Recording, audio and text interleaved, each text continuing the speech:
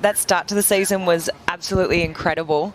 Yeah, absolutely. Just those 2 10s that went down. I think the real story for me was the women. The women were just absolutely incredible, and this whole year, actually, the start to the year. So, yeah, it's been a cracker of a beginning of the year.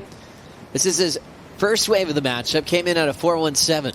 Yeah, smaller wave here, but I kind of like this approach, because in the last heat we saw the other two guys, you know, Kanoa and Cade. Cade kind of just waiting around for a wave to happen, and that set kind of didn't eventuate. So I think smart decision by Barron to kind of get the ball rolling. It's been kind of an interesting thing with Barron. I was talking to Britt during sunset, and, you know, Barron actually was surfing the same board that he was riding at Pipe at sunset, as we see Barron up and riding again. Setting up the wrapping turn to kick things off. Nice pace on the roundhouse for Mamia. And now just setting up this inside track, his second wave so far in the matchup. Nice tight arcing turn again for the Hawaiian, and he will end up kicking his way out of there on the end section. You know, he's going to have a couple of smaller scores on the board, which are most likely going to be a backup. Now he can just sit and wait and sort of be a little bit more selective and get one of those bigger set waves here. It was sort of a slower wave. You can see that he's kind of just beautiful rail transitions here, but as he moves through to the inside, there's a lot of foam, like that whitewash on the face of this wave here. That turn there was really beautifully done. But you could kind of see here he just baubled a bit and then sort of lost interest. And I think obviously the surfer's going to be in tune with that today, really locking into that rhythm of the ocean.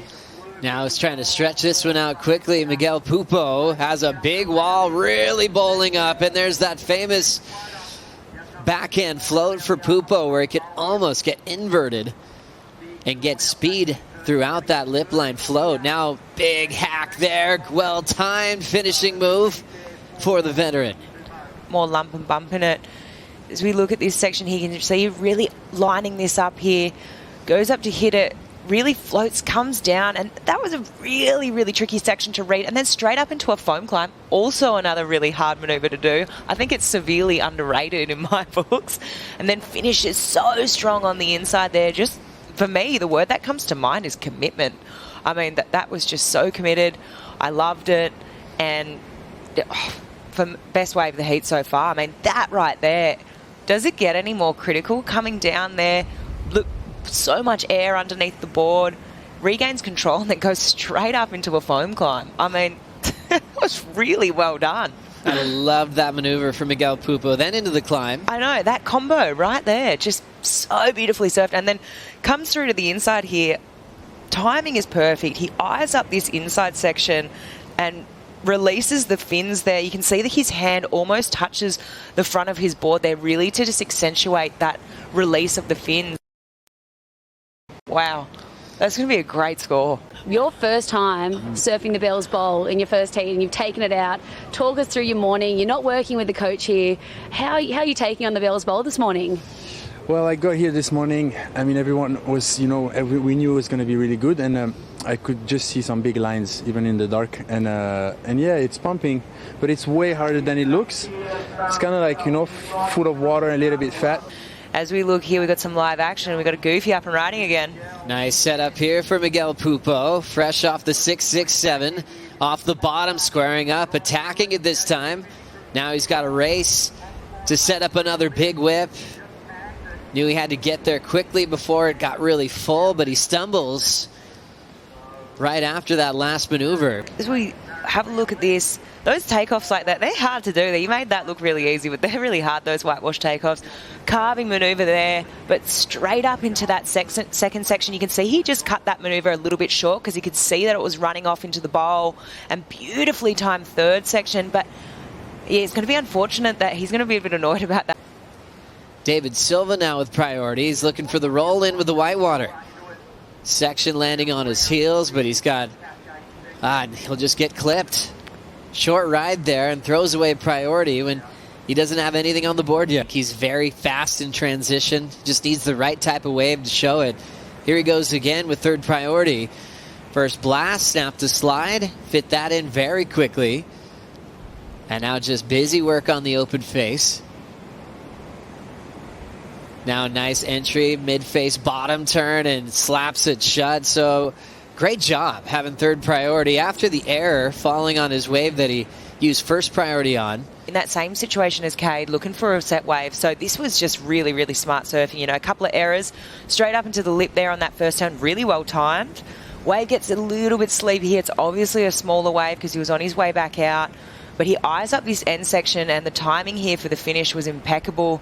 Releases the fins there on that last turn. So I personally myself as well, I think back to Margaret River when I was a Grommy and I got to carry Melanie Redmond-Carr's board and Heather Clark's board, and it was like a highlight of my young life. One of the best days of my life. Got to get an autograph from Lane Beachley. Like, these events mean so much to the Grommies. Oh, it's huge as we see a huge committed hammer from Barron Mamiya. Fell out of the sky, controlled it, and then the lip just took him down.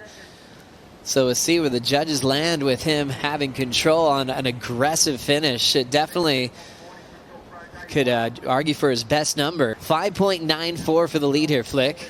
Yeah, a bit of a frothy takeoff here, but he was on the money. I mean, this wave was just definitely going to stand up here.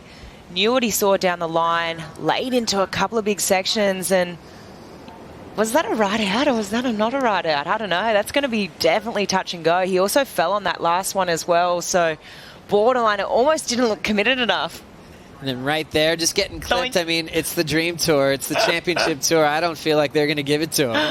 Oh, unfortunate for Barron, because that was a hammer of a move right there. Just really dropped that wallet and kind of looked like it was home and hosed, and he was definitely going to ride out of this. But you could just see there was that tiny little whitewash just exploding from the right there. Hits the side of his board and taken out by that invisible ninja. Incomplete. At holding that record, if he could win this event, he'll get a 5th bell. 3:44 to go. We've got Deivid Silva throwing the wrapping cut back. Needs a 4.34 to avoid the elimination round. Nice glassy open face. Quickly a bit of a 2-for-1 as he goes under the lip to finish. And I was like, hey, he's looking for a 4.34 here. You know, as we review this one right now, we'll just get to see the start of this here.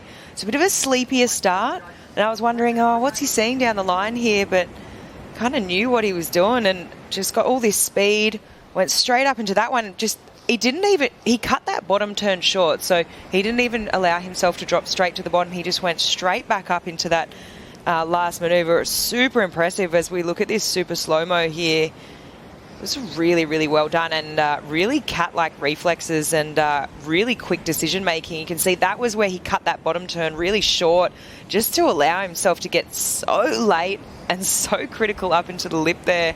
Sort of drifted the fins on the way down too. 2 quick turns in succession. I think the wave height's probably going to let him down a little bit. Just the 6.67 was the difference, and kind of like the first heat with Ramsey having one major score, it's kind of coming down to one banger, and been tough to find a backup in these first 2 heats of the day, but it has been Goofy Foot dominance.